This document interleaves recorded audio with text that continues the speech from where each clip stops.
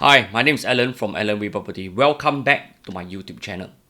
In today's video, I will talk about an upcoming new condominium in District 15.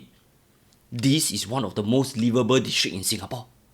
This condo is known as Emerald at Katong, developed by Sim Lim Group.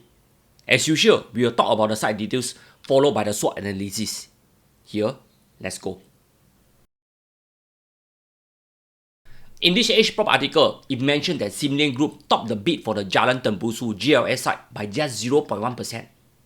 Sim Lim Group emerged as the top of just 2 bids received for the private residential site at Jalan Tembusu at the close of the tender on July 18. Sim Lim bid of 828.8 million or 1069 PSF PPR was just 800,000 or 0.1% higher than the 828 million or 1068 PSF PPR submitted by a joint venture between two listed developers, CDL and Fraser Property. Wow, I can't help but wonder, the person who got it right must be a genius who can read other people's mind. Jalan Tembusu is located just off Tanjong Katong Road in Prime District 15. The 99 years leasehold site has a land area of 231,000 square feet and a gross plot ratio of 3.5. The site can be developed into a new residential project of about 846 units based on a maximum gross floor area of 775,000 square feet. The article further adds on, this site is opposite the upcoming Tembusu Grand by a joint venture between CDL and MCL Land, which jointly won the site in January 2022 for 768 million or 1,302 per square feet per plot ratio. This means the difference between the two is a cool 22%. However, will Sim Lim sell cheaply going forward? Let's take a look at the break-even cost. Based on HProp, the break-even cost is 1911 PSF, factoring in a 20% margin. The future selling price will be 2,300 per square feet upwards. Next door, the Tembusu Grand is already doing 2,004 to 2,006 per square feet. I doubt Sim Lim will need to lower their price. Moreover, this is the last 99 years GLS for sale in this area for this property cycle. There are currently no other competitor other than those in the Bayshore area that will only be launched next year. This means Sim Lim big what? Anyway, this condo comprises 846 units or 1 bedroom plus study to 2, 3, 4 and 5 bedrooms. There are plenty of choice to choose from based on your preference and budget. These are some of the typical floor plans. 2 bedroom plus study, it measures 689 square feet. It comes with a dumbbell layout with the kitchen tucked at the back near the entrance. For the 3 bedrooms, there are a few types. This 3 bedroom flexi measure 990 square feet. It comes with a study and an enclosed kitchen. As for the 4 bedroom premium, it measures 1259 square feet. It comes with 4 bedrooms and a household shelter inside the kitchen.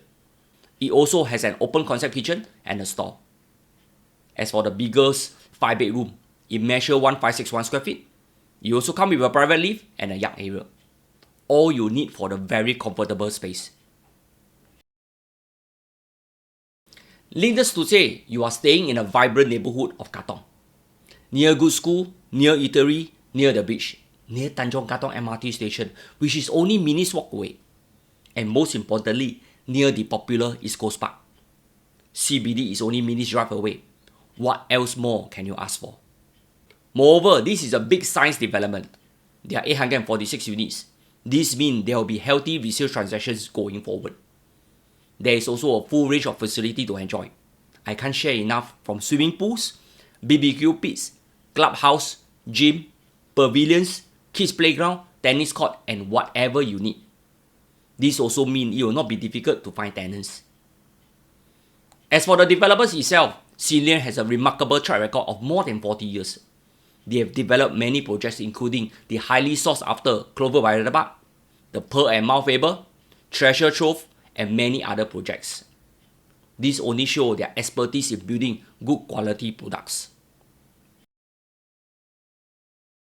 Weakness-wise, frankly speaking, there are not many. The only one I can think of is, this is not a freehold development. As you know, most of the condos in this area are of freehold tenure. Those that are 99 years are mainly government land sales. But that doesn't mean you cannot consider it. Why? Just take a look at Seaside Residence' past performance. Its profitable transaction has never been disappointing. In fact, if you have watched some of my earlier videos, seaside performance are even better than some freehold condos that are launched almost at the same time.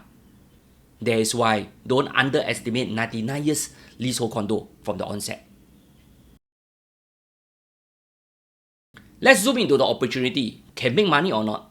Firstly, the Tanjong Katong area is always a sought after location, both by locals and expats. This means upon TOP, there is a good chance to exit to make some profit. Since most buyers will always prefer to move into ready to move in property, this is your opportunity to exit. Emerald Katong is a project that suits those who like to stay in the east, near a MRT station and preferably a newer development. This is something that may appeal to most buyers.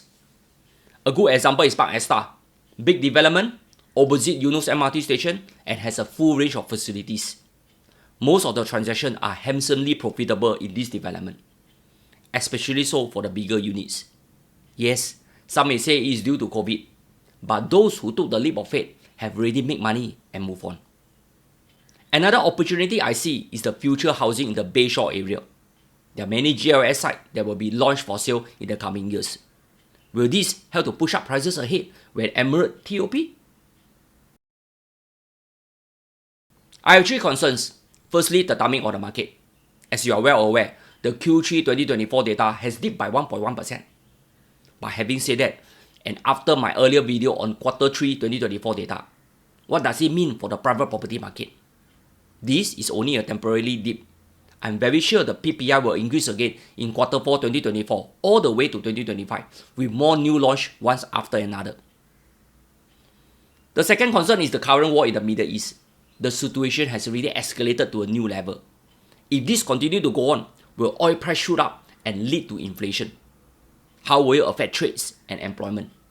How will it filter back to the local property market?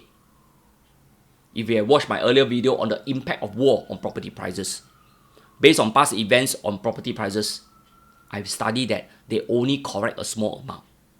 This is followed by continued strong growth after the war. Interesting, right? That is why Singapore property is pretty resilient in a way. It is obvious that today property prices are at an elevated level.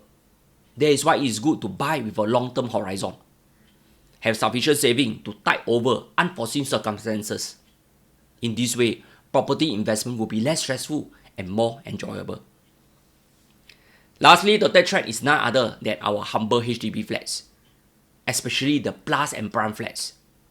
For those who are eligible, I'm very sure they will go for them. After all, low risk and high return. Most importantly, they are very affordable. Let's say HDB sell prime flat for 600,000 for the 4-room flat. Is that expensive? To put things into perspective, I doubt you can even buy a 1-bedroom in Emerald at Katong. Here, can buy or bye-bye. This is a good product in my opinion. Go for the bigger unit if budget permit. Look at the entry price too. It also boils down to the facing and level. If you are keen to explore more, kindly contact me. My company is the official marketing agency. Preview start on the 25th of October.